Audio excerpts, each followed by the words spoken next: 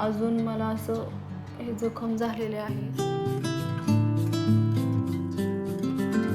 Good afternoon. तर तुमच्या सगळ्यांचं माझ्या एका नवीन व्लॉगमध्ये स्वागत आहे.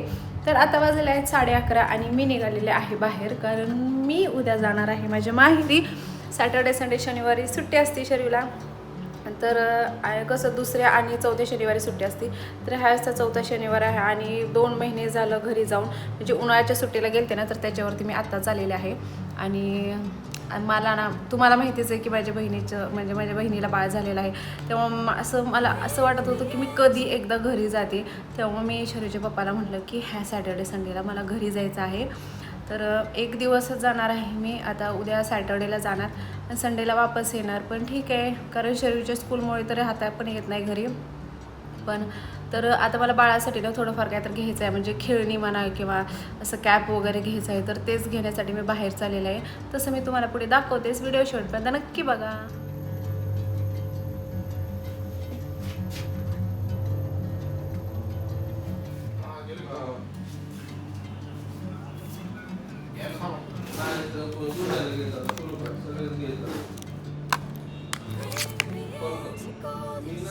तर मी इथे हल्दीराममध्ये आले होते, कारण मला काहीतरी स्वीट खाण्याची इच्छा झाली होती, म्हणजे रसगुल्ला खायचा होता मला. तर तेच घ्यायला आले होते. मी इथं बघत होते, कारण इथं चमचम पण होतं म्हणजे, आणि गुलाबजामुन होतं.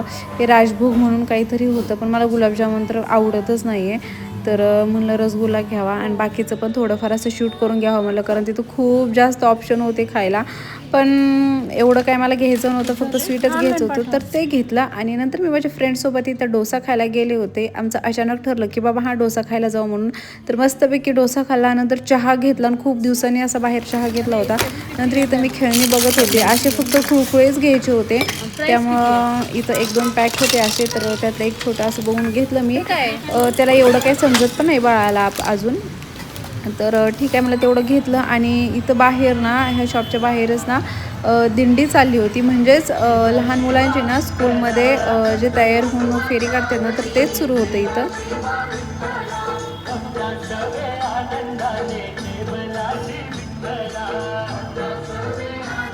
घरी आलेले आहे आणि मी सगळं सामान वगैरे घेतलं. तुम्हाला माहितीच, म्हणजे मी एका शॉर्ट व्लॉगमध्ये मिनी व्लॉगमध्ये दाखवलं होतं की मी ना माझे कान टोचले होते. तुम्ही बघू शकता, मी इथं टोचले होते आणि इथे एक टोचले होते. पण काय माहिती माझ्या ह्याला ना, म्हणजे ह्याला आधी झाली जखम. म्हणजे मी दसऱ्याच्या वेळेस टोचून जवळजवळ 1.5-2 महिने झाले, पण त्यावेळेस अजिबात जखम झाली ना. आत्ता अचानकच काय माहिती रक्त वगैरे येत होतं. तर त्याने ना मला ह्या 2 क्रीम दिल्या होत्या. मी लावत होते, पण थोडं कमी आल्यामुळे लावायचं बंद केलं. पण इथं ना अजून मला असं हे जखम झालेले आहे.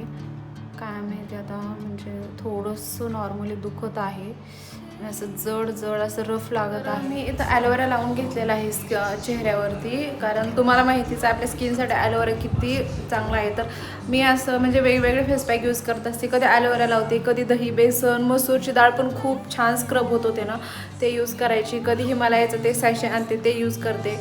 तर शरीरच्या पप्पाने मला सांगितलेलं आहे की जास्त केमिकल वापरण्यापेक्षा तो ॲलोवेरा वापरायचा. ॲलोवेरा खरंच छान आहे आणि मला माहिती की त्याचा रिझल्ट येतो ॲलोवेराचा, पण टाईम लागतो जरा. तर आता हे 10-15 मिनटं धुवून मी फेसवॉश करून घेणार.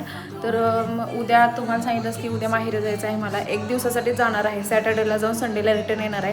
पण तरी पण त्यासाठी बॅग भरावी लागणार, कारण शरीर आहे, त्यामुळे तिचे 2-3 ड्रेस.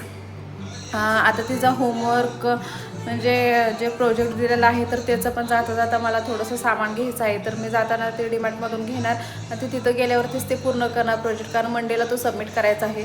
आणि मला सासूबाईने तूप, लोणचं हे सगळं घेऊन यायला सांगितलेलं आहे. म्हणजे ह्यांनी जाणार आहे तिकडे आणि मी माझ्या घरी जाणार आहे, तर ते पण भरून ठेवायचं आहे. तर चला एक एक करते आणि तुम्हाला पण दाखवते.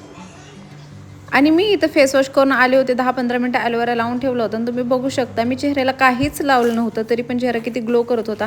नंतर मी बॅग भरायला घेतली होती. 1-2च ड्रेस घ्यायचे होते आणि शरीरचे 2-3 घेतले, कारण 2 दिवसासाठी जाणार होतं आणि हा उद्या जाताना ड्रेस घालायचा होता, त्यामुळे ह्या बाजूला काढून ठेवला होता. नंतर देवाला दिवा लावून घेतला आणि बाहेरचं वातावरण एवढं छान झालं होतं ना, म्हणजे पाऊस पडून गेला होता, त्यामुळे खूप भारी वाटत होतं. म्हणजे अशा वातावरणामध्ये काम करायला सुद्धा ना एक वेगळाच उत्साह असतो. मी इथं कांदा भाजून घेत आहे आणि इथं लसूण भरून ठेवलेलं आहे, इथं खोबरं आहे. तर खोबरं आणि लसूण ते पण हे कांद्यासोबत भाजून घेणार आहे. वांगी घेतली आहेत कारण शरीरच्या पप्पाला मी वांग्याची भाजी बनवली होती तर ती खूप जास्त आवडली होती. म्हणजे सगळी संपून गेली होती भाजी. भूक नव्हती तरी सुद्धा त्याने ना चांगलं जेवण केलं होतं. तर ते बोलले की आता सेम तशीच भाजी बनव. तर मी आता तेच बनवते. हिचं वाटण करून घेते मग तुम्हाला दाखवते. तुम्हाला जो मगाशी मसाला भाजलेला दाखवला होता ना तोच बारीक करून घेतला आणि जिरी मोहरीचा तडका देऊन ना मस्तपैकी भाजून घेतला. धने पावडर, गरम मसाला असे बेसिक मसाले टाकून वांगी टाकली होती आणि त्यातच शेंगदाण्याचं कूट पण टाकलं होतं थोडं आणि छान अशी भाजी तयार झाली होती. उद्या आहे एकादशी त्यामुळे शाबू पण रात्रीच भिजू घातला होता. व्हिडिओ आवडला तर नक्की लाईक शेअर आणि सबस्क्राईब करा. बाय.